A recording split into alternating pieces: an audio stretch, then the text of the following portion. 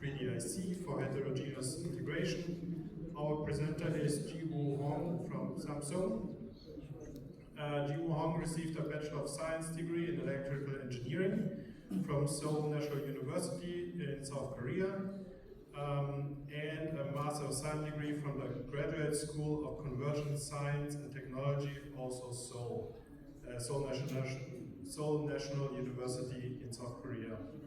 He is currently an engineer in the memory division of Samsung Electronics. His current research interests include power integrity simulation, power delivery network simulation, and electronic design automation with machine learning. Hello everyone, my name is Ji-Woo Hong from the memory division at Samsung Electronics. Today I am pleased to present our research titled Analysis of the Power Delivery Network in 12 high HBM 3D for Heterogeneous Integrations. As the AI industry continues to grow rapidly, the demand for high capacity and high bandwidth memory is increasing. And HBM is one of the promising solutions for this demand. As shown in this slide, the HBM bandwidth is scaling from 0.8 terabyte per sec to 2 terabyte per sec. At the same time, the HBM pace is increasing toward 12 high and even 16 high. However, this performance requirement brings significant design challenges in power delivery networks. As process node shrinks and the metal line becomes narrower, high current density due to high speed lead to severe IR drop, and excessive IR drop can cause performance degradations and even functional failures. In addition, HBM adopts TSV-based stacked structures with multiple core dies on the base dies. As the number of stacks increases, the vertical impedance increases, and cross die interaction becomes larger. This means the current of the core dies affects the IR drop behavior of the neighboring dies. So the conventional single die verification is no longer sufficient. First X3DIC EMIR analysis is mandatory. Although first X3DIC analysis is necessary, conventional EMIR tool face scalability issues with the HBM scale designs. In particular, the base die becomes a primary bottleneck because it contains a large number of transistors to support high bandwidth and databases. We found that the two major limitations. First is the input data size limitations. DSP file and FSDP file can easily reach several terabytes, and such file receive tool capacity limitations. And second is analysis capacity and peak memory limitations. During the full chip database constructions, conventional tools frequently fail because of its internal capacity limitations and the peak memory limitation of the servers.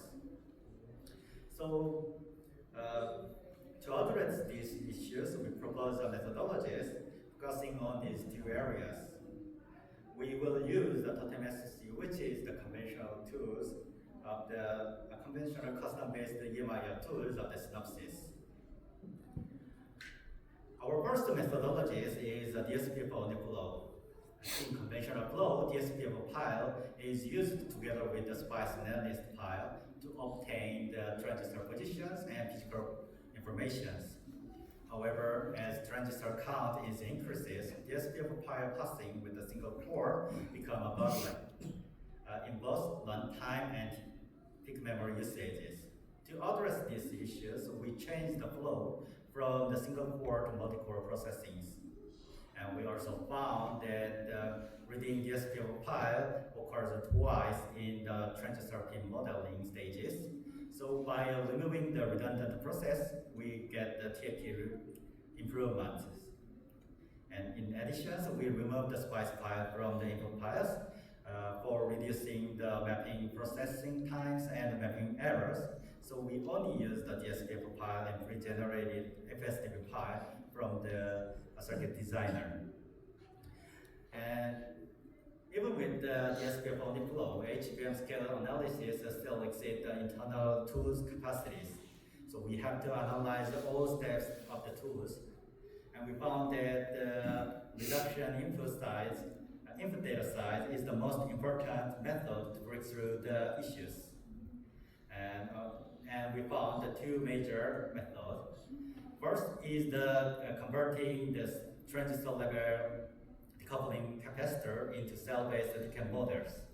This approach is not only reduce the transistor count inside the DSPFO pile while preserving the accurate decay behavior, and it also enabled us efficient modeling of the various custom decay structure as shown in this slide. And second is the current copy method.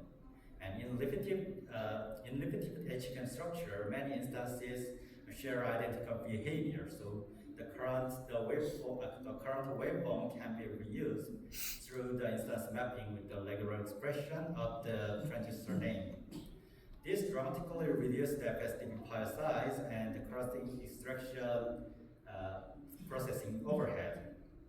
And furthermore, we optimize another 4 stages to improve the burst capacity and TADs. In parasitic extractions, we'll remove a redundant process, and in current extraction, we enhance the process and remove the unnecessary process. And in converting GDS to DAP, we'll be focusing on the expanding capacity, and in partition degeneration, we change a lot of things. And let's look at the experimental result. Across the 3 internal test cases, we reduced the total turnaround time up to 82%, corresponding to 7.8 hours in total TAD. In terms of the peak memory usages, at the SPF only flow, we also reduced the peak memory up to 90%. So, because the transistor modeling occupies a significant portion of the total runtime in conventional flow, adopting DSPF only flow substantially improve the scalability and stay up in turnaround times for large scale designs. And we also confirmed that the DSPF only flow provide meaningful TAD improvements not only for large scale designs such as HBMs, but also for a general design such as normal block and units and normal strings. However, although the DSPF only flow was sufficient for HBM N1 base dies, HBM N2 base dies still exceed the tool's internal capacity limitations. So that's why we adopt input data size reduction methodologies. So by combining DSPF only flow with the input data size reduction methodologies, we successfully achieved the full chip analysis HBM N2 base dies for the first times. As we can see in this table, the number of the transistor reduced up to 70% and by converting cell-based DDCAP models. And current waveform piles reduced up to 1 of n by current copy method. And this result shows that the transistor count is the main reason of the capacity limit, because although the number of the instances is extremely over the 1 millionth, the simulation was successful in HBM and 2 base dies. And in addition, we optimized the 4 stages. In parasitic extraction, the TAD decreases 6.1% and 75%. In current extractions, TAD decreases 78% and even up 92.7%.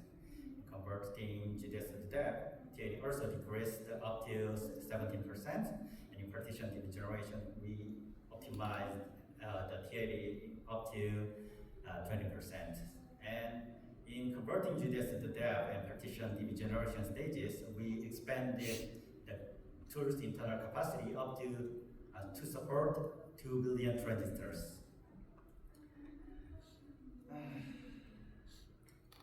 These improvements enabled us to simulate a 12 high HBM 3D-IC MIL analysis. From the data, we observed several critical 3D-IC impacts. Before moving on, please note that all the values shown in the tables and the scatter plots are normalized the single die analysis results. For the table, each value is normalized by the maximum drop value of each net in single die analysis. And for the scatter plot, each value is normalized by the maximum drop value across all networks in the single die analysis. As you can see in the table of the base dies, the VDD1 network is affected by the multiple core dies current activities. And as you can see in the table of the core dies, all the networks is affected by the current activity of the neighbor dies and vertical PDN impedance. And as you can see in the scatter plot, the maximum drop position in the 3D IC, the maximum drop of the 3D IC is, in addition, the overall IR drop distribution becomes noticeably worse in 3D IC analysis, and the maximum drop value and position is become different compared to single die analysis. And the maximum drop value of the 3D IC is from 0.5 in single die analysis to 2.21 in 3D IC analysis. And these results clearly demonstrate that the single die analysis can significantly underestimate the IR drop behavior in stacked HBM systems. So I think skip the summarization, and I will tell what is the future of our studies. To address the further computational complexity of the future HBM scale database beyond the 2 billion transistors, we plan to investigate hierarchical row-based approach in the future work. Thank you for your attention.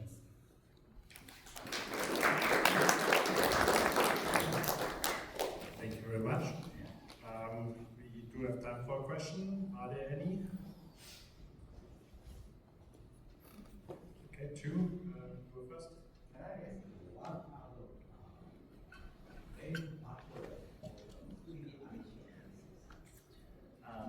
In our cases, the main bottleneck is the base die sizes.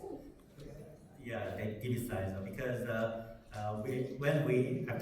after we successfully analyze the base dies, we can analyze the 3D IC also successfully. Yeah. So I know this study is on 12 stacks. You mentioned that this capability can go up to 16 stacks. What kind of additional challenge recognized from 12 to go to 16? There is no bottleneck to that, because input MSCs or random SSCs use pre-generated DBs, which is a single die DB generations, and they use that. So